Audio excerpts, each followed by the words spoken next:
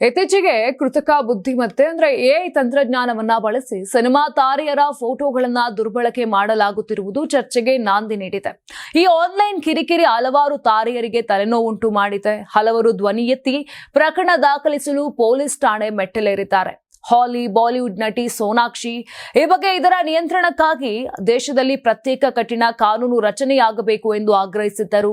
ಈ ಮಧ್ಯೆ ಬಹುಭಾಷಾ ನಟಿ ಶ್ರೀಲೀಲಾ ಕೂಡ ಆನ್ಲೈನ್ ಕಿರಿಕಿರಿಗೆ ಬೇಸತ್ತಿದ್ದಾರೆ. ಪ್ರತಿಯೊಬ್ಬರಿಗೂ ಕೈ ಮುಗಿದು ಕೇಳಿಕೊಳ್ಳುತ್ತೇನೆ, ಕೃತಕ ಬುದ್ಧಿಮತ್ತೆಯಿಂದ ಉಂಟಾಗುತ್ತಿರುವ ಗೊಂದಲಕ್ಕೆ ಆಸ್ಪದ ನೀಡಬೇಡಿ. ತಂತ್ರಜ್ಞಾನವನ್ನು ಸರಿಯಾಗಿ ಬಳಸಿಕೊಳ್ಳುವುದಕ್ಕೂ ದುರ್ಬಳಕೆ ಮಾಡಿಕೊಳ್ಳುವುದಕ್ಕೂ ತುಂಬಾ ವ್ಯತ್ಯಾಸ ಇದೆ.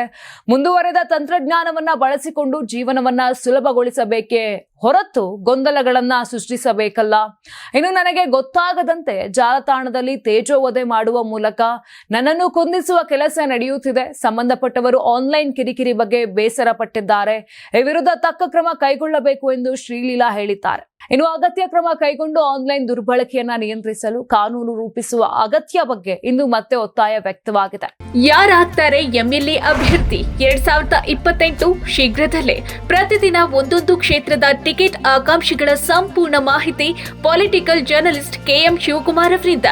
ಕರ್ನಾಟಕದ ನಂಬರ್ 1 ಡಿಜಿಟಲ್ ಮೀಡಿಯಾ ನಿಮ್ಮ ನೆಚ್ಚಿನ ಕರ್ನಾಟಕ ಟಿವಿಯಲ್ಲಿ ಮಾತ್ರ.